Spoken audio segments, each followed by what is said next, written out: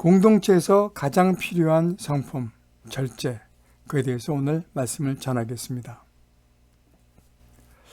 자, 공동체를 지켜나가는 성품, 절제. 이 절제는 헬라어로 앵크라테이아입니다. 절제하는, 자제하는, 스스로 삼가는. 근데 이 원어는 어떻게 되어 있냐면 그 다음에 크라토스를 합한 것이 앵크라테이아입니다. 앵이라는 것은 아내라는 것을 얘기하고요. 크라토스는 권능, 세력, 지배를 얘기하는데 결국은 뭐냐면 성령, 권능 안에 성령의 안에 성령의 지배를 받는다. 권능의 안에 성령의 안에서 지배를 받는다는 것을 얘기하고 있습니다. 그러니까 영어로는 셀프 컨트롤 되어 있는데 셀프 컨트롤이 영어로는 그렇게 될 수 있지만 어떻게 되냐면 정확한 것은 크라이스트 컨트롤이 될 수가 있다는 얘기죠. 자, 표준 국어 대사전에서는 뭐라고 되어 있냐면 잘라낸다, 정도에 넘치지 아니하도록 알맞게 조절하여 제한한다라고 얘기하고 있습니다. 위키백과에서는 개인이 자발적으로 무언가 하지 않는 것으로 과도한 분노나 갈망을 자제하는 것이 포함된다고 얘기하는데 보복을 자제한다, 오만을 자제한다, 그런 거, 사치를 자제한다, 이런 것들이 되겠죠. 자, 그러면 여기서 보면 셀프 컨트롤, 영어에 대해서 셀프 컨트롤에서 한번 보겠습니다. 셀프 컨트롤이라는 것은 뭐예요? 다른 거 아닙니다. 번역하면 사람이 사람이 스스로 온전한 사람이 되어서 자기 스스로 통제하고 조절한다는 뜻인데 우리 모두 스스로 자기 통제한 능력이 부족하다는 얘기죠. 우리가 비만, 살이 쪘음에도 불구하고 어떻게 했어요? 우리는 먹는 것을 유혹을 떨쳐버릴 수가 없죠. 성적이 떨어지면서도 불구하고 우리는 게임을 계속하고요. 일찍 일어나야 됨에도 불구하고 우리는 지각을 하죠. 늦잠을 자죠. 결국은 절제 내 힘으로 하는 것이 아니라는 얘기죠. 그래서 절제가 성령의 열매라는 것입니다. 그렇다면 절제의 반대말이 뭘까요? 무절제입니다. 무절제. 무절제는 결국 하나님이 통제에서 벗어난 상태, 즉 죄를 짓는 상태를 얘기하는 거죠.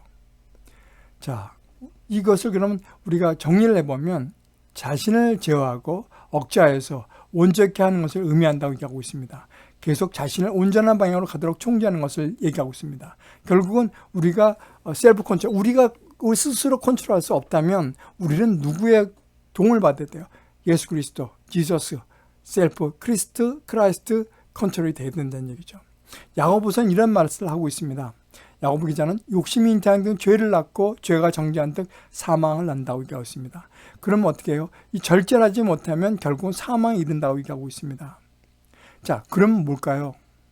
절제는 자신의 생명을 지키는 브레이크와도 같은 기능을 한다는 것을 우리가 알 수가 있습니다. 자, 그 절제는 두 가지가 있습니다. 육체적 절제와 정신적인 절제. 자, 갈라디아서 5장 19절에서부터 21절 말씀은 육체 절제를 얘기하고요.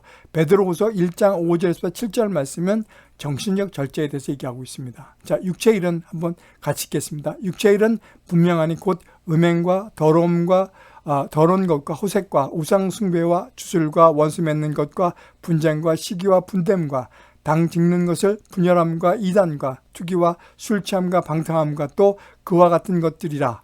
전에 너희에게 경계한 것 같이 경계하노니 이런 일을 하는 자들은 하나님의 나라를 유업으로 받지 못할 것이라고 얘기하고 있습니다. 자, 베드로후서, 여긴 육체의 일이니까 음행, 더러운 것, 호색 이런 것들이죠. 자, 베드로후서 1장 5절에 보면 이렇게 되어 있습니다. 그러므로 너희가 더욱 힘써 너희 믿음의 덕을, 덕의 지식을, 지식의 절제를, 절제의 인내를, 인내의 경건을, 경건의 형제 우애를, 형제 우애 사랑을 더하라고 얘기하고 있습니다. 자, 여러분 믿음의 덕을, 지식의 절제를 얘기하고 있습니다. 지식에도 절제가 필요하다는 얘기합니다. 자, 오늘날 우리 인간 중심의 사회에 살고 있기 때문에 인간들은 인간이 만들어낸 과학적인 사고의 늪에 살아가고 있다는 것을 우리가 알 수가 있습니다. 지식의 절제를 넣은 것, 그래서 지식의 절제를 넣은 것이 아닌가 그렇게 생각하고 있습니다. 하나님을 믿고 있는다는 사람들은 또 마찬가지입니다. 예배를 드리고 말씀을 듣고 성경 공부를 하면서 자신이 알고 있는 성경적 지식이 믿음이라고 착각할 수 있다는 것입니다. 그래서 히브리 기자는 믿음 없이는 하나님을 기표하지 못한다고 말씀하고 있습니다. 자, 여기 근데 마지막에 사랑을 더하라고 얘기했습니다. 믿음의 덕을, 덕의 지식을, 지식의 절제를, 절제의 인내를, 인내의 경건을, 경건의 형제 우애를, 형제 우애의 사랑을 더하라고 말씀하고 있습니다. 자, 고린도전서 13장 1장 1절 4장에서는 이렇게 나오고 있습니다. 내가 사랑의 방언과 천사의 말을 할지라도 사랑이 없으면 울리는 꽹과리와 같다고 말씀하고 있습니다. 자, 머리는 커지는데 가슴은 텅 빈 상태가 되는 거라고 말씀할 수가 있습니다. 그래서 사람들은 생각하지 않고 오로지 자신만을 생각하고 있습니다. 믿음은 가슴의 일인데 말입니다. 말씀으로 인해서 경험된 것이 아닌 습득된 지식으로는 그것이 행동으로, 능력으로 나타나지 않는다는 것을 아셔야 됩니다. 지식이 믿음이 되어서는 행함이 필연적으로 있어야 된다는 얘기죠. 그래야지 자기가 능력이 될 수 있다는 얘기입니다. 그래서 기독교를 체험의 종교라고 말하는지도 모르겠습니다. 그래서 성령은 어떻게 돼야 돼요? 성령으로 인해서만 할 수밖에 없다는 얘기죠. 절제는 성령으로 인해만 갈 수 있다고 말씀하고 있습니다. 자, 야고보서 2장 15절 10절 말씀을 보면 형제나 자매가 헐벗고 일용할 양식이 없는데 너희 중에 누군지 그에게 이르러 평안히 가라, 덥게 하라, 배부르게 하라 하며 그 몸에 쓸 것을 주지 않으면 무슨 유익이 있냐고 얘기하고 있습니다. 무슨 얘기야? 말로만 그렇게 하지 말라고 얘기하고 있습니다. 이와 같이 행함이 없는 믿음은 그 자체가 죽은 것이라고 얘기하고 있습니다. 그래서 거기에 사랑을 더하라고 말씀하신 이유가 바로 그렇다고 볼 수가 있습니다. 자, 지식의 절제를 못해 나온 신학이 있습니다. 그게 자유주의 신학인데 이것이 뭐냐면 지식의 절제를 하지 못해서 나온 거라고 볼 수가 있습니다. 이마누엘 칸트는 이렇게 되겠습니다. 독일의 이성주의 철학자죠. 이성주의 철학자로서 의지적인 인격적 이성의 최고의 지위를 두었다고 얘기하고 있습니다. 근데 이 사람은 뭐라고 했냐면 내 이성이 이해되는 만큼만 하나님을 믿겠다고 얘기하고 있습니다. 이성의 잣대로 성경 말씀을 판단하겠다는 얘기죠. 그러니까 무슨 얘기예요? 마리아가 처녀 잉태한 거 말이 안 돼. 홍해가 갈라지는 거 말이 안 돼. 부활 말이 안 돼. 이런 것들은 얘기죠. 여기는 뭐예요? 이성에 이해되는 만큼 하나님을 믿겠다. 슐라의 에르마하는 뭐냐면 내 감성이 믿어지는 만큼 하나님을 믿겠다. 감성과 이성을 그렇게 얘기하고 있습니다. 이 사람은 현대 신학의 아버지라고 얘기하면서도 또 하나 뭐냐면 자유신학의 신학의 시조라고 얘기하고 있습니다. 자, 성경의 기적, 예수님의 부활, 천국과 지옥, 우리 모두가 마음에 나타나는 감정적인 현상이라고 얘기하고 있습니다. 그래서 우리가 베드로 후서에서는 지식의 절제라는 것을 분명히 집어넣고 있다고 말씀하고 있습니다. 자, 절제의 대표적인 얘기가 바로 마시멜로 위계입니다. 마시멜로 위계는 스탠포드 대학 심리학 교수인 월터 미첼 박사가 1966년 마시멜로 실험을 했습니다. 이것은 뭐냐면 스탠포드 대학 부설 빙 유황원에 있는 유황원에 등록되어 있어 공부를 배우고 있는 4, 5세 미취학 아동 653명을 대상으로 심리 실험을 시작했습니다. 그러니까 빙 유황은 교수나 그 대학원생들의 자녀들이 다니는 학교였습니다. 그러니까 결국은 그만큼 동질적인 집단이었다고 이해할 수가 있습니다. 실험은 간단했습니다. 내가 이거 마시멜로를 갖다가 하나 놓고 갈 테니까 이것을 안 먹고 15분 동안 기다리면 내가 돌아와서 마시멜로 2개를 더 줄게. 그 얘기였습니다. 자, 그 내용이 바로 여기 있습니다. 근데 이 얘기는 뭐냐면 1차 실험은 원래 그 미셸 박사는 2차, 3차 시험을 계획하지 않았습니다. 그러니까 급조해서 1차 실험을 한 거죠. 근데 이러다가 15년 후에 다시 만나갖고 한 다음에 가서 보니까 1차 시험에 참가했던 아이들을 갖다 청정해서 어떻게 됐을까 생각하면 급조해서 만들었다고 볼 수가 있어요. 본 것입니다. 그래서 1980년대에 실시되는데 1차 시험에 참여했던 653명이 653명을 185명을 수소문해서 모집해갖고 에세이 성적을 제출해달라고 얘기했더니 거기서 94명밖에 제출하지 않았다고 얘기하고 있습니다. 미셸은 참가 학생을 계속 추적해서 2011년 3차 연구 결과를 발표했는데 거기서 뭘 얘기했냐면 그러니까 먹지 않은 아이들, 이것을 먹지 않은 아이들, 미셸을 참았던 아이들은 그렇지 못한 아이들보다 더 효율적인 두뇌를 가지고 있다는 것을 만들어냈습니다. 그것을 뇌 활성의 차이를 갖다 입증했다는 얘기죠. 효율적인 두뇌는 스스로 결제하기 위해 더 적은 에너지를 필요로 하며 이로 인해 절제가 더 쉽게 가능할 수 있다는 것을 의미한다고 얘기하고 있습니다. 자, 그 결과가 뭐냐면 이제 이 책이 마시멜로 책에 나와 있죠. 이게 뭐냐면 만족 지연 능력이라고 해서 아주 대대적인 선풍을 일으켰죠.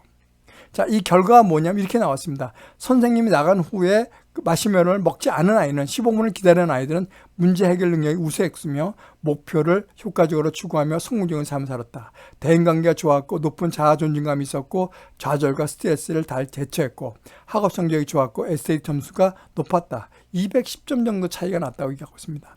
그 다음에 낮은 체질량 지수에서 자기가 통트롤함을 해서 몸이 비만이 되지 않았다고 얘기하고 있습니다.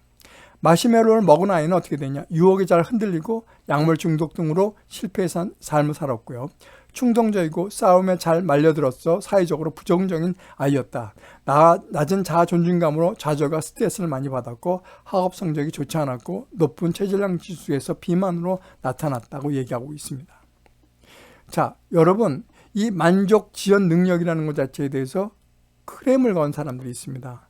자, 2012년 로체스터 대학의 키드 팀이 심리학자 코그니션에다가 발표한 것은 뭐냐면 이것은 만족 지연 능력이 아니라 이것은 그런 능력이 아니라 이 능력은 신뢰감으로 인해서 나타난다고 얘기하고 있습니다. 여기서 어떤 실험을 했냐면 1차에서 뭐냐면 그 몇 분을 기다리면 마시멜로를 안 먹고 기다리면 너희한테 예쁘게 꾸밀 수 있는 컵을 예쁘게 꾸밀 수 있는 재료를 주겠다고 하고 그 기다리는 아이 중에서 반 14명에게는 주고 나머지 반에게는 주지 않았다고 얘기합니다. 그러고 난 다음에 2차 시험을 해보니까 미술 체류를 받는 아이들은 평균 15분을 기다렸고 12분을 기다렸고요. 그렇지 못한 아이들은 3분밖에 기다리지 못했다고 얘기하고 있습니다. 그래서 하는 얘기가 뭐냐면 기다리는 아이를 만드는 요인은 신뢰감이 가장 중요하다고 주장을 했다는 얘기죠. 자, 그러고 난 다음에 여기에 타일러 와츠 박사는 뉴욕 심리학교 교수인데 여기에 문제점을 제시한 겁니다. 그 무슨 이유가 뭐였냐면 와츠 박사는 2018년 918명을 대상으로 마시멜로 실험을 다시 했는데 그 1966년도 마시멜로 실험은 그 표본이 적었고 대상자 역시 스탠포드 교직원에 국한되었기 때문에 여러 가지 상황이 반영받은 채 결론을 내렸다고 얘기를 하고 있었습니다. 그래서 여기에 뭐냐면 빈곤층 자녀와 대학을 안 나온 부모 자녀를 참여시켰습니다. 그 결과 어떻게 됐냐면 자, 부모의 사회적 경제적 능력이 이 영향을 미칠 수 있다. 이 마시멜로를 먹고 안 먹고는 거기에 문제가 있다라고 발표를 한 거예요. 그래서 얘기가 뭐냐면 아이들이 신뢰를 느낄 수 있는 가정 환경에 자랐다면 충분히 기다릴 수 있다. 두 번째, 그 다음에 경제적 상황이 안 좋은 아이들은 결국은 그 인내를 하지 못하고 더 큰 혜택으로 돌아갈 거라는 신뢰감이 없기 때문에 그냥 먹어버릴 수가 없다. 그렇게 된 거죠. 그러니까 결국 신뢰감이 중요하다. 그건 아까 그 코그니션에 나와 있던 그 잡지 내용과 똑같죠. 그 다음에 부모의 양육 태도에 따라서 어린아이 약속을 믿지 않는 것이 더 상처를 덜 받는다고 생각했을 땐 먹어버릴 수밖에 없다라고 얘기한 거죠. 그래서 무슨 얘기냐? 현재의 쾌락에 만족한 거. 그러니까 부모를 신뢰하지 못하기 때문에 부모의 약속을 신뢰하지 못하면 먹는 것이 내가 먼저 먹는 것이 내가 더 이익이다라는 것을 알게 된 거죠. 그 다음에 부모의 양육태가 거짓말을 많이 하는 부모의 밑에서 자라왔다면 어떻게 한 거나요? 내가 먹는 것이 빨리 믿지 않는 것이 상처를 덜 받는다고 생각한다는 얘기죠. 결국은 신뢰감이 가장 중요하다고 얘기한 거죠. 그래서 가정 환경과 그 다음에 경제적인 환경이 능력 등이 영향을 미칠 수 있다는 것이 나왔다는 얘기죠. 그래서 중요한 게 뭐냐면 부모들과 그런 신뢰관계가 좋으면 미래에 대한 보상에 대해서 인내를 할 수 있고 그렇지 않은 사람은 현재 쾌락에 만족할 수밖에 없다라고 얘기한 거죠. 자, 그 광고가 대표적인 광고가 바로 뭐냐면 이거 현재 쾌락에 만족해라. Just do it. 지금 해. 그냥 해버려. 그런 거죠. 그런데 우리는 뭐냐면 믿는 사람은 미래의 보상에 대해서 인내를 하는 얘기죠. 자, 고린도후서 4장 18절 보면 우리가 주목하는 것은 보이는 것이 아니요 보이지 않는 것이니 보이는 것은 잠깐이요 보이지 않는 것은 영원합니다. 그겁니다. 결국 우리는 미래의 보상을 위해서 얘기한다는 얘기죠. 자, 여기가 대표적인 게 그 내용이 나와 있습니다. 요한 1서 2장 15절 10절 말씀 보면 누구든지 세상을 사랑하면 아버지 사랑이 그 안에 있지 않다고 말씀하고 계시고요. 세상에 있는 것이 육신의 정욕과 안목의 정욕과 이생의 자랑이니 다 아버지께로 온 것이 아니요 세상으로부터 온 것이라고 얘기하고 있습니다. 결국은 뭐예요? 현재 쾌락에 만족하는 것이 육신의 정욕, 안목의 정욕, 이생의 자랑을 얘기하고 있습니다. 이 세상도 그 정욕도 지나가되 오직 하나님의 뜻을 행하는 자는 영원히 거한다고 말씀하고 있습니다. 마태복음 7장 21절에 보면 나더러 주여 주여 하는 자마다 다 천국에 들어갈 것이 아니요 다만 하늘에 계신 내 아버지 뜻대로 행하는 자라야 들어갈 것이라고 얘기하고 있습니다. 결국은 뭐예요? 우리는 미래 보상에 대한 인내를 할 필요가 있다라고 말씀하고 계십니다. 자, 성경에도 절제를 못한 사람들이 참 많이 나옵니다. 그 대표적인 게 아담과 하와입니다. 아담과 하와는 보면 뱀의 유혹을 받죠. 그래서 뭐라고 해요? 너 왜 안 먹어? 그랬더니 이게요. 야, 먹어봐. 그러면 하느님 같이 돼. 그래갖고 선악과를 갖다가 먹였죠. 그래갖고 유혹을 이기지 못하고 하와가 그 선악과를 먹게 되죠. 자, 여기서 보면 하나님과 같이 된다는 것은 뭐예요? 이생의 자랑입니다. 그러니까 남한테 뽐낼 수 있고 하나님처럼 남한테 지시할 수 있고 컨트롤할 수 있는 그런 자가 된다는 거죠. 그 다음에 그 여자가 그 나무를 본즉 먹음직도 하고 보암직도 하고 지혜롭게 할 만큼 탐스럽기도 한 나무인지라. 자, 먹음직이 뭐예요? 육신의 정욕이죠. 그 다음에 보암직이 뭡니까? 안목의 정욕이죠. 탐스럽기도 한 나무인지라. 그건 뭐예요? 안목의 정욕이라는 얘기죠. 그러니까 우리가 눈으로 보는 것이 우리를 갖다가 죄를 짓게 할 수 있는 것이 된다라고 말씀하고 있습니다. 그 다음에 나온 게 뭐예요? 가인이죠. 분노를 갖다 절제하지 못한 사람이 바로 가인입니다. 아까는 유혹을 절제하지 못하고 그 미혹이나 유혹, 자기 어떤 그런 것을 정욕을 절제하지 못해서 죄를 졌다면 가인은 뭐예요? 분노를 절제하지 못했습니다. 가인과 아벨은 자기가 갖고 있는 소산으로서 제물을 드려갖고 제사를 드렸죠. 그런데 하느님께서 가인의 제물을 받지 않았죠. 그래서 가인이 몹시 분하여 화가 무지하게 난 거죠. 그랬더니 하나님께서 하시는 말씀이 너희 죄를 다스려라고 말씀하고 계십니다. 결국은 그 죄를 아벨이 그 제사를 받았던 아벨을 어떻게 해요? 돌로 쳐 죽여버리죠. 이거는 뭐예요? 분노를 절제하지 못했던 거예요. 사람이라는 것은 뭐냐면 내가 가장 기본적으로 해야 되는 것이 가장 성령이 가장 왜 9번째 나왔을까? 그것은 가장 중요하기 때문에 전 나왔다고 본 거예요. 그걸 절제하지 않으면 우리는 결국은 하나님의 유혹을 받을 수가 없다는 것을 기억해 두시기 바랍니다. 물질의 유혹을 이기지 못한 발람. 자, 발람 다른 거 없죠. 이 사람은 뭐냐면 모압과 지금 이스라엘과 지금 대적하게 돼 있죠. 그래서 뭐예요? 모압의 그 왕이 발락이 발람한테 너 와서 내가 돈 많이 주고 복채 많이 줄 테니까 와서 이스라엘 좀 저주 좀 해줘. 라고 한 거예요. 그래서 처음에는 발람이 안 간다고 그랬어요. 나 그런 거 하지 않을래. 나 그런 거 못해. 라고 했습니다. 그래서 그 12절에 보면 하나님의 발람에게 이르실 때 너는 그들과 함께 가지도 말고 그 백성을 저주하지도 말라. 이스라엘 백성 저주하지 말라고 분명히 말씀을 하셨어요. 그런데 어떻게 해요? 발람이 이 돈에 눈이 어두워서 쫓아가죠. 발람이 발락에 이르되 나를 위하여 여기 제단 7을 쌓고 수송아지와 순양을 드리라. 그러면서 뭐예요? 제사를 지내죠. 결국은 발람이 이스라엘을 갖다 저주하지는 않았죠. 근데 이 사건 이후 시팀에서 모압 여자와 음행하게 되고 어떻게 돼요? 신들에게 절하게 되고 인해서 그들이 죽은 자가 연병으로 죽은 자가 24,000명이 되어버리죠. 참 이런 것들이 뭐냐면 물질에 눈이 어두워서 한 사람, 그게 발람이었다는 얘기죠. 그러니까 우리가 보면 그런 물질의 유혹, 그러니까 그 다음에 어떤 그런 성적인 유혹, 그런 게 이겨낼 수 있는 그런 힘을 갖고 있어야 된다는 얘기죠. 자, 물질의 유혹을 잊지 못한 아간을 보겠습니다. 자, 아간은 다른 사람도 아닙니다. 자, 여호수아가 여리고 성을 7바퀴 돌면서 성을 점령했죠. 정말 기적과 같은 일이죠. 그래서 아이성을 갖다가 점령하려고 가서 보냈는데 그 아이성 보낸 사람들이 무참히 깨지고 실패하고 말았습니다. 그래서 딱 하느님한테 기도를 해봤더니 이스라엘이 범죄했다고 얘기하고 있죠. 이 여리고 성에서 나왔던 모든 물건들은 온전히 나한테 바쳐라고 했는데 누가 도둑질하고 속이고 갖고 갔다고 얘기하고 있습니다. 그걸 알아봤더니 아간이 그 바친 물건을 가져갔다는 것을 알았습니다.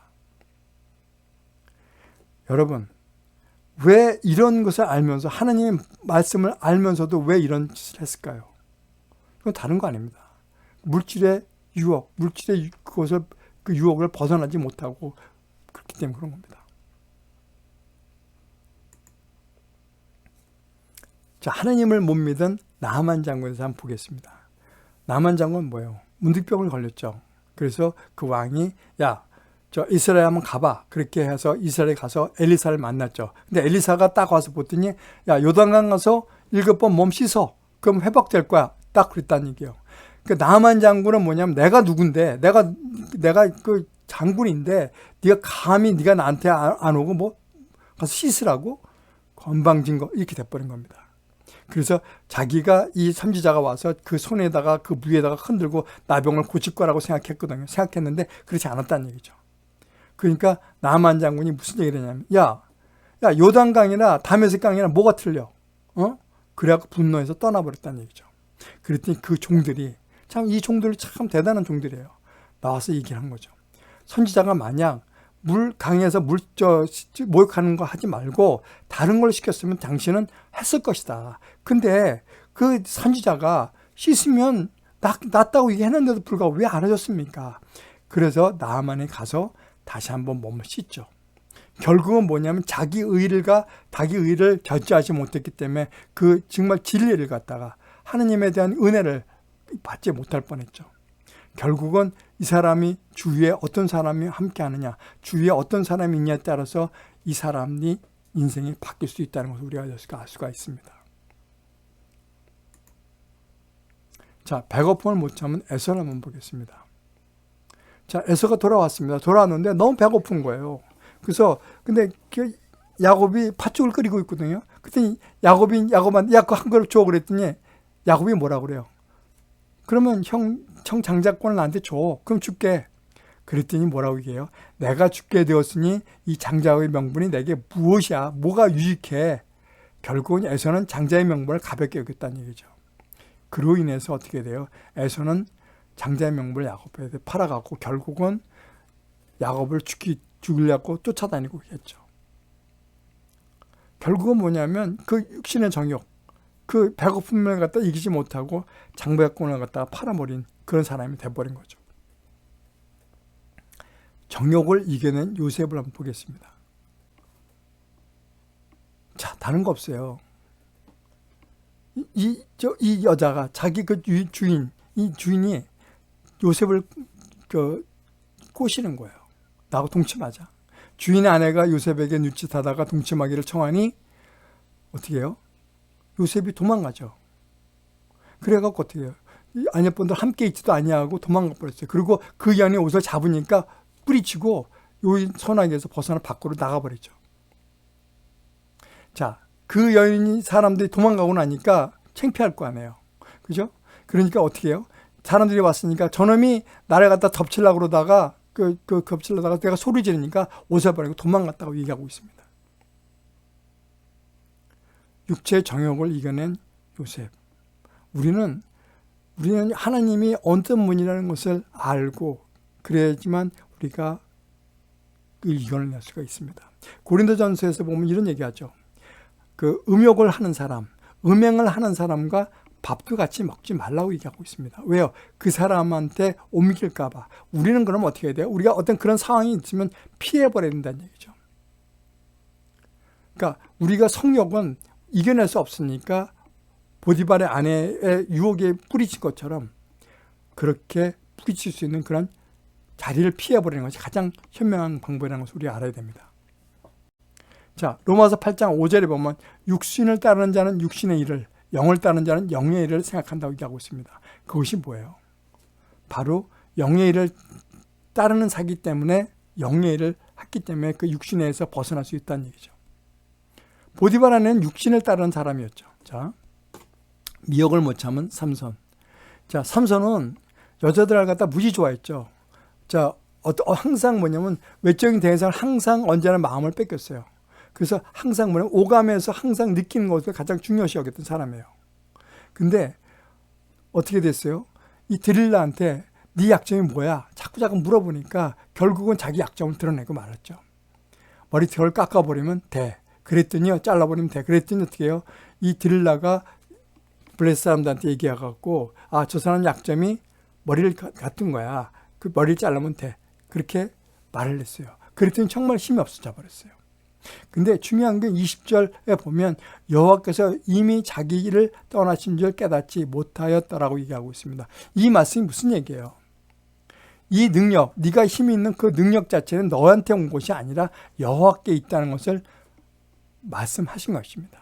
근데 22절에 보면 그의 머리털이 밀린 후 다시 자라기 시작했다고 말씀하고 있습니다. 다시 머리가 자라기 시작했다는 것은 뭐예요? 자신의 유한함과 하나님 은총을 깨닫기 시작할 때 결국은 뭐래요? 하나님이 그 은총이 다시, 하나님 은혜가 다시 나한테 들어오기 시작했다고 얘기하고 있습니다. 머리카락은 힘이 근원이 아니라는 얘기죠. 하나님이 은혜가 바로 힘이 근원이라는 것을 깨닫기 시작했다는 것을 알고 있습니다. 자, 그 다음에 어떻게 됐을까요? 자, 여기서 보면 어떻게 됐어요? 자, 블레셋 사람들이 이제 이걸 옥에다 갖다 놓죠. 누라를 빼버렸고, 누라를 해갖고서 옥에 가둬버렸죠. 그러고 난 다음에 이 사람들이 다곤에게 큰 제사를 지냈죠. 다곤 신전에서. 그러니까, 제 삼손 한번 데리고 와봐. 그래갖고 기둥에 묶어버려. 그랬더니 어떻게 해요? 삼손이 그런 얘기를 했죠. 하나님이여 구하옵나니 이번만 나를 강하게 하사 나의 두 눈을 뺀 블레셋 사람에게 원수를 단번에 갚게 하옵소서라고 하고 있습니다. 자, 무슨 말이에요? 자, 삼손이 그러고 나니까 삼손이 하나님께 내 사명이 무엇인지 깨닫는 거예요. 내가 어떻게 하는 것이 중요한 것이 아는 거예요. 우리가 잘 산다는 것은 자기 삶의 의미를 구성할 수 있는 어떻게 구성할 수 있냐에 달랐다는 얘기죠. 행복하게 살 수 있는 사람, 여태까지 삼손은 여자들과의 그런 관계를 맺으면서 자기는 행복하다는 것, 잘 산다는 것을 우리가 깨닫는 거죠. 그렇지만 자신의 삶의 어떤 것을 깨닫고 난 다음에 삼손은 완전히 바뀌어버린 거예요. 내가 나를 버릴지라도 하나님 사명을 이루리라. 그래서 어떻게 해요? 삼손이 이르되 블레셋 사람과 함께 죽기를 원하노라고 되어 있습니다. 그래서 힘을 다하여 이 신전을 무너뜨려 버리죠. 그래갖고 자기가 살았을 때 죽인 사람보다 더 많은 사람을 죽여버려요. 이렇게 되죠. 빌립보서 4장 13절에 보면 내게 능력 주시는 자 안에서 내가 모든 것을 할 수 있느니라고 말씀하고 계십니다. 그게 바로 이 내용들입니다. 자, 다윗을 질투한 사울왕이었죠. 자, 이 사울왕은요, 기름 부을 때 엄청난 사람이었어요. 기름 부을 때 이 사람은 무지하게 기골이 장대했지만 부끄러움이 많은 사람이었어요. 그래서 이 사람은 기름 부음을 받고 난 다음에 예언도 하고, 그 다음에 예언도 하고 그랬던 사람들이에요. 베냐민 지파 중에서 이제 사무엘이 사울이 왕으로 뽑혔습니다고 얘기했더니 이 사람은 창피해서 어떻게 했어요? 도망갔어요. 도망가갖고 그 진보다리 사이에 숨었던 사람이에요. 부끄러움이 무척 많았던 사람이에요. 자, 그랬던 사람. 그러니까 자기를 갖다가 통제하고 자기를 절제할 수 있던 사람이었는데 이 사람이 어떻게 했어요? 왕이 되고 난 다음에 어떻게 됐어요? 바뀌어졌어요. 자, 그 골리앗을 지우고 난 다음에 그 블레셋 사람 죽이고 돌아오는 그 다윗을 보고 사람들이 이렇게 얘기하죠. 다윗이 죽은 자는 천천히요.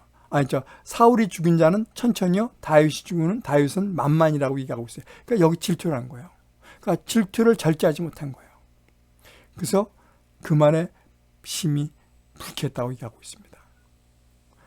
자, 그것을 절제하지 못하니까 어떻게 해요? 다윗을 죽이려고 그런 거예요. 그래서 단창으로 다윗을 벽에 박으려고 했죠. 도망갈 수밖에 없죠. 다윗은 도망갔죠. 근데 그 다음에 어떻게 되냐면 이제 블레셋 사람과 이제 싸우게 돼 있어요. 근데 너무너무 블레셋 사람이 많이 온 거예요. 그러니까 사무엘이 일주일 만에 오겠다 그랬는데 일주일에 오지 않은 거예요. 그러니까 어떻게 해요? 이 사울 왕이 기한한 대로 오지 않으니까 사무엘이 하지 않으니까 어떻게 해요? 사무엘이 대신 번제를 드렸다는 얘기죠. 제사장과 왕권은 구분이 되어 있는데 이 제사장 이권을 월권을 한 거죠. 그러니까 결국은 뭐예요? 사람들에게 잘 보이려는 이생의 자랑, 그것을 보고 그 다음에 사람들한테 위안을 받기 위해서 그렇게 된 거죠. 자, 이 사울 왕은요, 그 왕으로 선택된 이후 직구를 포함해서 구원받은 자로서 하나님의 은혜에 진심으로 감사한 적이 없는 것 같다는 생각을 가질 수가 있어요. 처음엔 있지 못지만 점점 어떻게 해요? 다윗서부터 시작해서 사무엘에게 정말 실목만 익히는 그런 사람으로 변해갔다는 얘기죠. 갈라디아서 5장 17절 보면 육체의 소용은 성령을 거스르고 성령은 육체를 거스르나니 이 둘이 서로 대적함으로 너희가 원하는 것을 하지 못하게 하려 함이라. 그러니까 어떻게 돼요? 이 사울 왕은 성령이 없었다는 얘기예요. 그러니까 육체의 소욕대로 그대로 해버린 거예요. 그래서 이 절제는 성령의 열매라고 얘기한 이유가 바로 여기에 있습니다. 자, 육신의 정욕을 못 참은 다윗을 보겠습니다. 자, 뭐예요? 골리앗을 무찌른 다윗이었죠. 그런데 이 다윗이 그 사울 왕의 죽이려고 그러니까 도망갔죠. 도망가갖고 갔는데 사울 왕이 용변을 보러 이 굴 안에 들어왔죠. 그때 이 다윗이 있었어요. 그때 뭐예요? 다윗이나 사울의 겉옷짝을 약간만 뱄어요. 죽이지 않았다는 얘기죠. 그 다음에 26장에 보면 그 사울의 그 진영에 들어갔어요. 다윗이 자기 그 동료들과 함께. 그냥 사울이 자고 있었어요. 근데 창은 머리 곁에 꽂고 있고 아브넬과 백성들은 그를 둘러 누웠는지라 내가 손을 들어 여호와의 기름을 부은 자를 치는 것을 여호와께서 금하시다니 너는 그의 머리 곁에 있던 창과 물병만 가지고 가자고 했습니다. 그러니까 죽이지 않았다는 얘기죠. 그러니까 뭐예요? 여호와가 기름 부은 자를 내가 어떻게 죽일 수 있느냐. 그렇게 정도로 자기가 절제했던 사람입니다. 근데 어떻게 됐어요? 다윗이 올라가서 보니까 암몬과 전쟁이 일어나고 다 나갔죠. 자, 싸움터에 나갔어요. 자기는 왕궁에 있었죠. 근데 왕궁 옥상에 딱 보니까 어떤 여인이 목욕을 하고 있는 거예요. 목욕을 했는데 너무 이쁜 거야. 그래서 가서 그 부하들을 시켜서 야, 저 사람 누군가 데리고 와봐. 그랬더니 우리야, 자기 친구 우리야의 아내 바세바였어요. 그래서 그 여자를 데리고 오고 난 다음에 동침을 해요. 결국 어떻게 해요? 그 성욕, 육체 정욕을 잊지 못하고 결국은 그걸 범하게 되죠. 자, 그 사람이 누구냐면 우리야가 자기 친구예요. 친구 와서 자기가 여자가 임신한 걸 알고 그 동침시키려고 그러는데 우리야는 그 자기가 그 나라를 지키기 위해서 자기 집에 가질 않아요. 왜요? 자기가 절제가 있던 사람이었으니까요. 자기 절제가 충분히 있던 사람이야. 근데 사무엘이 어떻게 해요? 그걸 속이기 위해서 자신의 부정을 감추기 위해서 우리야를 맹렬히 싸우는 바로 앞에 가서 맞아 죽게, 커산에 맞아 죽게 해요. 참 이런 게 뭐예요? 자기가 자기의 부정 이런 것을 자기가 성령이 있지 않았다는 얘기예요. 결국은 뭐예요? 나단 선지자가 지적을 함으로 해서 그때 깨닫죠.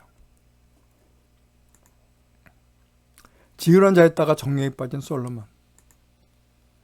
자, 다른 거 아니에요. 여기 이 여자가 이 아이의 엄마예요. 근데 이 여자는 자기가 아이를 낳다가 아이가 죽었어요. 그러니까 이 아이를 갖다 자기 옆에다 놓고 자기 죽은 아이를 이 여자에다 갖다 놓은 거예요. 그러니까 이 여자가 보니까 자기 아들 알 거 아니에요. 그러니까 이 아들이라고 그러니까 이 여자가 아니다고 하면서 이 솔로몬 왕한테 온 거예요. 그때 솔로몬 왕이 하는 얘기가 뭐냐면 이 아이를 반을 갈라서 반반 나누게 하라. 그랬더니 이 엄마가 그럼 죽이지 말고 이 여자 줘라 라고 한 거야. 그래서 이 아이의 엄마가 누군지를 알게 했어요. 정말 지혜로운 왕이었죠. 그러던 왕이 어떻게 됐어요? 솔로몬 왕이 바로의 딸 외에 이방의 많은 여인을 사랑했다고 하고 있습니다. 결국 육신의 정욕을 끝내 못 이겨서 어떻게 해요? 후궁 700명, 첩이 300명이 됐다는 얘기예요. 그 여인들이 왕의 마음을 돌아서게 하였다고 얘기하고 있습니다. 그래서 우리 옛말에 장가를 잘 가야 된다는 얘기가 바로 여기에 있던 거라고 좀 보고 있습니다. 자, 하나님을 시험한 아나니아와 삽비라 한번 보겠습니다. 여기서 보면 아나니아라는 사람이 아내 삽비라와 소유를 팔아갖고 기부하겠다고 얘기한 거예요. 근데 그리고 다 주려니까 아까운 거예요. 그래서 그 값이 얼마를 감추고 갖다 준 거예요. 근데 베드로가 딱 보니까 성령이 알게 하신 거예요. 내가 땅값을 얼마 감췄어? 그랬더니 안 감췄어요 라고 한 거예요. 그랬더니 베드로가 한 말이 너가 한 것은 사람한테 거짓말한 것이 아니라 바로 하나님한테 거짓말한 거야. 그러는 다음에 직사해버린 거죠. 삽비라, 그 아내는 그걸 몰랐어요. 그러는 다음에 왔어요. 또 베드로가 물어봐요. 땅 판값이 이거야? 그랬더니 내가 그렇답니다 하고 얘기한 거예요. 그러니까 베드로가 그런 얘기를 하죠. 너는 어찌 주의 영을 시험하느냐. 이건 사람한테 하는 것이 아니라 하나님한테 얘기하는 거야. 그런데 그러면서 삽비라도 곧바로 죽어버렸죠. 자, 그래서 우리는 뭐냐면 우리의 양심을 정말 컨트롤할 수 있는 입장이 돼야 돼요. 우리가 할 수 있는 행동자 하나하나가 절제가 있어야지만 된다는 얘기죠. 그래서 그것은 바로 우리 하나님을 우리에게 지켜줄 수 있는 양심 같은 거, 그 다음 우리의 말씀, 그걸 통해서 우리가 이루어 나가야 된다고 하는 것을 우리가 알 수가 있습니다. 두려움의 예수를 부인한 베드로를 한번 보겠습니다. 자, 베드로는 다른 게 없었어요. 야, 너희들이 나를 배반할 거야. 예수님이 말씀하시니까 뭐라고 해요? 아니요, 제가 주를 위하여 내 목숨까지 바칠 겁니다. 그랬더니 예수님이 이런 말씀하셨어요. 네가 닭 울기 전까지 나를 3번 부인할 거야 라고 말씀하셨던 거예요. 자, 베드로는 마음보다는 입이 빠른 사람이었어요. 그래서 성질이 다혈질이었기 때문에 또 예수님을 잡으러 온 사람도 있었어요. 이 제사장들과 이 종들이 온 거예요. 그래서 오니까 이 베드로가 하는 얘기가 뭐예요? 니들 뭐야? 예수님을 잡으러 가니까 베드로가 칼 뽑아갖고 대제사장 종 말고라를 갖다 귀를 갖다 잘라버렸죠. 그 정도로 급한 성격을 가졌던 사람이에요. 그러니까 자기 자신을 절제하지 못했던 사람 중에 한 사람이었죠. 근데 자, 그리고 예수님이 잡혔어요. 잡히고 난 다음에 자, 성전 바깥에 가본 거예요. 왜냐면 예수님이 어떻게 했느냐 궁금해서. 그랬더니 여자가 딱 보더니 너 갈릴리 사람 아니야? 너 예수와 똑같은 사람 아니야? 그랬더니 네가 무슨 얘기하는 거야? 나는 그걸 몰라. 나는 그걸 알지 못해. 그렇게 얘기하는 거예요. 예수를 몰라. 나는 그럴까. 그래서 이제 좀 피해서 안문까지 갔어요. 그랬더니 너 나사렛 예수와 같이 듣던 사람 아니야? 그랬던 거야. 그러니까 베드로가 맹세하고 또 부인하여 이르되 나는 그 사람을 알지 못하노라고 얘기하고 있어요. 근데 곁에 있던 사람이 딱 보니까 너 같은 놈이야? 같은 도당이야? 딱 그랬더니 예수님을 저주하면서 맹세하고 이르되 나는 그 사람을 알지 못한다고 얘기하고 있습니다. 그때 닭이 가서 3번 부인할 때 닭이 울기 시작해요. 그러면서 예수님 말씀이 맞았구나라고 팀이 통곡하죠. 자, 이렇게 자기의 절제를 못하고 자기 컨트롤하지 못했던 베드로였지만 성령을 받고 마가다락본 성령을 받고 난 다음에 어떻게 돼요? 성전 앞에 성전에 올라갈 때 성전 문 앞에 그 안진뱅이가 있었어요. 그때 베드로가 안진뱅이를 보고서 얘기하는 게 뭐냐면 자기가 해도 돼요. 자기 능력으로 일어나 걸으라고 해서 됐는데도 불구하고 베드로가 이르되 은과 금은 내게 없거니와 내게 있는 이것을 내게 주느니 나사렛 예수 그리스도의 이름으로 일어나 걸으라고 얘기합니다. 자기 의보다 예수님을 먼저 우선한 베드로로 받기 시작했어요. 또 성령을 받고 난 다음에 그 사람은 뭐냐면 자기가 말로써 설교를 하면서 뭐라고 얘기해요? 너희가 구원 받으려면 세례를 받아야 된다. 그러면서 한꺼번에 3,000명씩 세례를 받는 사람이 나타나기 시작했어요. 그렇게 베드로가 능력이 있던 사람으로 변해갔다는 얘기죠. 자, 기독교인을 탄압했던 바울, 그 사람이 어떻게 됐을까요? 이 사람은 대표적인 것은 뭐냐면 스데반 집사를 갖다가 죽여버렸어요. 그러고 난 다음에 스데반 집사 바로 앞에 성 밖에 내치고 돌로 칠세 증인들이 옷을 벗어 사울이라는 청년 발 앞에 둔이라고 되어 있어요. 근데 사도행전 8장 1절을 보면 사울은 그가 죽임당함을 마땅히 여기다라고 얘기하고 있어요. 이 사람은 가말의 최고의 그 문파죠. 거기에 제자고 그 다음에 바리새인 중에 바리새인이었어요. 그 다음에 로마 시민권을 갖고 있던 사람이었어요. 엄청난 사람이었죠. 그러니까 이 세상 것에서 꿀릴 게 하나도 없던 사람이었어요. 자, 그런데 어떻게 됐습니까? 이 사울이요. 자, 가면서 뭐냐면 예수 믿는 사람들 남녀막론하고 결박해서 예루살렘을 잡아와라 라고 얘기했던 거예요. 지시한 거예요. 그랬더니 다메섹 도상에서 예수님이 눈을 멀게 만들죠. 그러면서 사울아 내가 어찌하여 나를 박해하느냐 그렇게 얘기해요. 그러니까 예수님과 만나기 시작하죠. 근데 예수님 만나기 전에 있던 사람, 사울이 했던 행동들은 믿는 사람들 입장에서 보지 않고 그 바리새인 입장에서 보면 무지하게 똑바른 일을 한 거예요. 그 사람들은요. 근데 예수님 입장, 믿는 사람 입장에서 보면 사울은 나쁜 사람이었죠. 결국은 성령이 아닌 악령과 함께 했던 사람이 결국은 바울이었죠. 이건 좀 잘못됐습니다. 성령이 악령과 함께 했던 사울이 되죠. 그 다음에 예수님이 당당히 증거하고 변론했던 바울. 그러고 난 다음에 다메섹 도상에서 이끄고 난 다음에 완전히 바뀌었죠. 그래서 바나와 함께 가서 증거를 하죠. 그래서 내가 어떻게 변했고 어떻게 해서 내가 하나님을 영접하게 됐는지 주님을 영접하게 됐는지 다 얘기를 하죠. 그리고 예수님의 이름을 담대히 말하고 변론했던 그런 사람으로 변해가게 되기 시작하죠. 자, 그러고 난 다음에 어떻게 됐어요?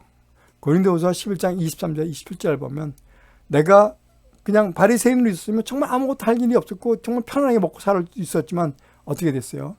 유대인들에게 매를 5번이나 맞고 3번 태장으로 1번 돌로 맞고 3번 파산해서 일주일을 깊은 바다에 있었고 여행하면서 강도의 위험, 강의 위험, 강도의 위험, 종족의 위험, 이방의 위험, 신의 위험과 여러 가지 위험에 당했다라고 얘기하고 있습니다. 그래서 여러 번 자지도 못하고 줄이며 목마르고 여러 번 굶고 춥고 헐벗었다고 이해하고 있습니다. 이것은 뭐예요?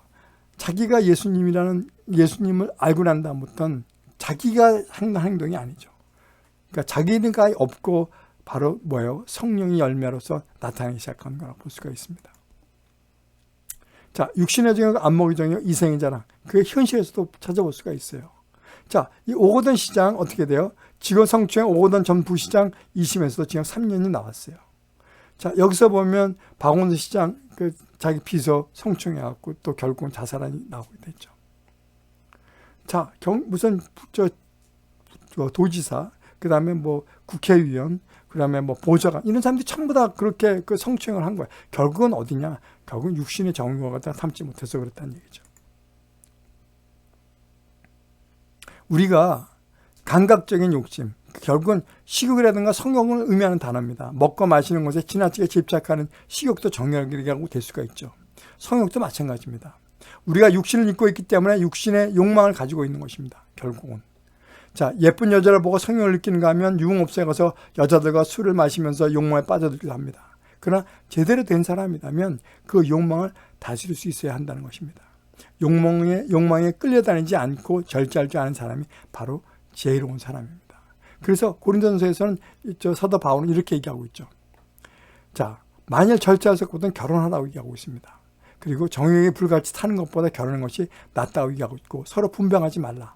다만 기도할 때만 분방하고 그렇지 않고는 다 가서 같이 합방을 해라. 너희가 절제 못함으로 말미암아 사탄이 너희를 시험하지 못하게 하라고 얘기하고 있습니다.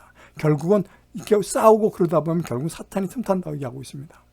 디모데전서 3장 11절을 보면 정숙하고 모함하지 아니하며 절제하며 모든 일에 충성된 자라야 할지라고 되어 있습니다. 그 여자라도 마찬가지 그렇게 된다는 얘기예요.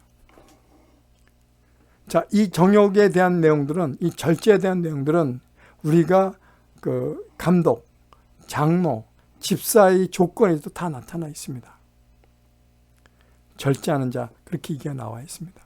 자, 안목의 정욕을 보겠습니다.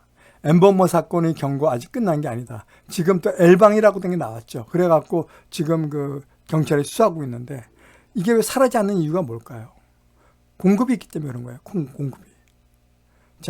자, 그런데 뭐냐면 이 허점이 너무 많다는 게 무슨 얘기냐면 이 법 심판도 결국은 뭐냐면 집행유예가 261명, 그 다음에 벌금형이 64명, 실형이 47명, 선고유예가 4명, 무죄가 2명 이렇게 나왔다는 얘기예요.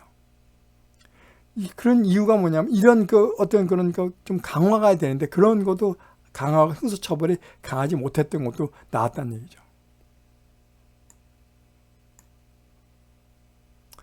자, 말 그대로 눈에 보이는 것이 욕심내는 것입니다. 사람이 눈이라는 것이 참 간사하지 않습니까? 요즘 인터넷 시대라고 하는데 성적인 사진이나 그림, 동영상이 난무하게 노출되어 청소년 성욕을 결국은 붙이고 있다는 얘기죠. 각 나라의 청소년 문제에 심각한 상태이죠. 여기에 과감하게 절제할 줄 알아야 큰일을 할 수 있다는 얘기죠. 자, 보면 우리가 포르노를 갖다 제작하는 나라가 미국이 제일 많죠. 미국과 일본이 제일 많은데 그 중에서 가장 포르노로 인해서 돈을 많이 쓰는 나라가 어디냐면 한국입니다. 미국보다도 많은 게 한국이에요. 자, 마가복음에서 이렇게 얘기하고 있습니다. 또 간음하지 말라 하였다는 것은 그것을 너희가 들었느냐 나는 너희에게 이르노니 음욕을 품고 여자를 보는 자마다 마음에 이미 간음하였느니라. 만일 내 눈이 너로 시집거기 가거든 빼어버리라. 내 백제 중 하나가 없어지고 온몸이 지옥으로 던져지지 않는 것이 유익하다고 말씀하고 계십니다. 또 로마서 10장 3절에서 보면 마땅히 생각할 그 이상의 생각을 품지 말고 오직 하나님께서 각 사람이 나눠주신 믿음의 분량대로 지혜롭게 생각하라고 말씀하고 있습니다. 그러니까 내가 뭘 해야 되는지, 내가 그 부자도 아닌데 괜히 부자인 척하는 거, 이런 거 하지 말란 얘기죠. 내가 예를 들어서 그런 다이아 반지를 할 능력이 안 돼요. 다이아 목걸이를 할 능력이 안 돼요. 근데 그런 걸 갖다가 일부러 하고 나면 경제적으로 파탄이 된다는 얘기죠. 그런 것과 똑같이 믿음의 분량대로 지혜롭게 생각하라고 말씀하고 계십니다. 자, 이생의 자랑. 여기 보면 그 이준석 여당 대표죠. 여당 대표. 전 여당 대표라고 볼 수가 있죠. 자, 이 사람은 뭐냐면 그 성상납을 받았기 때문에, 그리고 그것을 갖다가 증거를 인멸하기 때문에 입장해서 어떻게 하냐면 장원권 정지 6개월을 한 거예요. 근데 이 사람이 어떻게 돼요? 좀 자신감할 필요가 있는데 또 다시 인터넷을 크고 윤 대통령을 갖다가 저격하기 시작했어요. 그러니까 윤 대통령이 자기가 동급이라고 생각하는 거죠. 나이도 어린 사람이 동급이라고 생각하는, 결국은 이생의 자랑 때문에 이렇게 된 겁니다. 근데 우리가요, 중요한 것은 이거예요. 우리가 늘 자랑하는 게 뭐예요? 이 사람 얘기가 뭐냐면, 이 여당 대표가 뭐냐면 하버드 나왔다고 그러죠. 학벌, 재산 상태, 금수저, 흑수저 따지죠. 바로 이것이 이생의 자랑입니다. 이 세 가지 정역은 하나로 떨어져 있는 것이 아니에요. 결국은 어떻게 돼요? 서로 연결되어 있다는 것이죠. 육신의 정역 때문에 어떤 일을 집착해서 시간과 노력을 낭비하는 일이 없는지, 또 이 안목의 정역 때문에 불수에 맞지 않는 욕심을 부렸지 않았는지, 그리고 세상의 이생의 자랑 때문에 좀 교만하고 그런 일이 없었는지 한번 생각할 필요가 있다고 생각합니다. 자, 잠언에서 이런 얘기를 하고 있어요. 스스로 지혜롭게 여기지 말지어다. 여호와를 경외하며 악을 떠날지어다. 내가 하버드당 나왔다, 내가 판사다, 내가 검사다, 이러지 말란 얘기죠. 내가 국회의원이다, 이러지 말란 얘기죠. 이사야 5장 21절을 보면 스스로 지혜롭다 하며 스스로 명철하다는 자들은 화가 있을 것이라고 얘기하고 있습니다. 자랑하지 말라고 얘기하고 있습니다. 로마서 10장 16절 보면 높은 내 마음을 두지 말고 낮은 데 처하며 스스로 지혜 있는 채 하지 말라고 얘기하고 있습니다. 자, 야고보서에서는 3장 6절에 보면 혀는 것 불이요, 혀는 우리 지체 중에서 온몸을 더럽히고 삶의 수레바퀴를 불살한다고 얘기하고 있습니다. 야고보서 4장 4절에서는 뭐라고 얘기했냐면 누구든지 세상과 벗되는 자는 스스로 하나님과 원수되는 사람이라고 분명히 말씀하고 계십니다. 자, 신앙생활은 뭐라고 얘기했습니까? 운동 경기와 똑같다고 얘기했습니다. 고린도전서 9장 24절을 보면 오직 상 받는 사람은 한 사람이라고 얘기하고 있습니다. 너희도 상 받을 수 있도록 다름질하라. 이기기를 다투는 자마다 모든 일에 절제하나니, 이기기를 다투는 자마다 모든 일에 절제한다고 얘기했습니다. 그들은 썩을 승리자의 관을 얻고자 하되 우리는 썩지 아니할 것을 얻고자 하노라고 얘기하고 있습니다. 자, 손흥민 선수를 갖다 우리가 볼 수 있습니다. 손흥민 선수는 독일 유학 시절에 인종차별을 받다고 얘기하고 있습니다. 그러나 지금은 어떻게 됐어요? 잉글랜드 프리미어 23골 넣으면서 득점왕에 등극했습니다. 자타가 공인한 월드클래스가 되죠. 근데 여기서 보면 26절에 보면 다름질하기를 향방없이 하지 아니하고 싸우기를 홍해치는 것이 아니하며 내가 내 몸을 쳐 복종하게 하면 내가 남에게 전파한 후에 자신 도리어 버림을 당할까 두려워함이라고 얘기하고 있습니다. 이 손흥민 선수의 아버지 손웅정 씨는 아직도 흥민이는 월드클래스가 아니라고 얘기하고 있습니다. 이만하면 되지라는 생각이 들 때 위기가 온다고 말씀하고 계십니다. 요새 손흥민 선수가 한국과 경기를 하고 난 다음부터 가서 볼을 못 놓고 있죠. 슬럼프에 빠졌다고 볼 수가 있죠. 그러면서 하는 얘기가 뭐냐면 가장 중요한 것은 월드클래스가 되기 위해서 자신을 내려놓는 것은 물론 절제하고 매진하는 충고를 받을 수 있다는 것입니다. 진정한 절제는 집중해야 할 때 집중할 수 있는 능력이 바로 절제인 것입니다. 자, 이기는 자가 되라고 얘기하고 있습니다. 이기는 자면 어떻게 됐어요? 이기는 자는 그에게 낙원에 있는 생명나무 열매를 주워 먹게 하고 이기는 자는 만국을 다스릴 권세를 준다고 말씀하고 계십니다.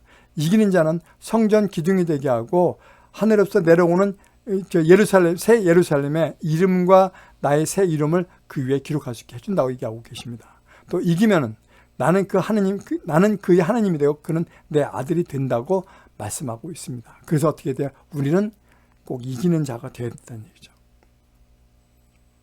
자, 성경 속 절제의 그 내용을 한번 쭉 모아봤습니다. 그러면서 이것을 스토리텔링적으로 한번 보겠습니다. 너희가 스스로 조심하라. 방탕함과 술 취하고 생활 염려로 마음이 둔해지면 그 날이 덫과 같이 너에게 임할 것이다. 죄가 몸을 지배하지 못하게 너의 몸을 되게 하고 너희 육신은 하라. 근데 너희 육신은 연약함으로 너희 지체를 부정과 불법에 내줘서는 안 된다. 너희 지체를 의의 종으로 내줘 거룩함이로라. 우리가 절제하는 사람은 용사보다 낫고 자기 마음을 절제하는 자는 성을 빼앗는 자보다 낫다고 얘기하고 있습니다. 아까 여기 분노를 절제하는 자는 용사보다 낫다고. 그런데 그것은 성령을 따라 행하여야지만 그것을 취할 수 있다라고 말씀하고 계십니다. 그리하면 육체의 욕심을 이루지 아니하리라고 말씀하고 계십니다. 자, 오늘 말씀을 정리하겠습니다. 절제는 힘으로 되지 아니하며 능력으로 되지 아니하고 오직 영으로 된다고 말씀하고 계십니다. 누가복음 21장 34절에 보면 방탕함과 술 취함과 생활 염려로 마음이 둔하여지면 그날이 덫과 같이 너에게 임한다고 말씀하고 계십니다.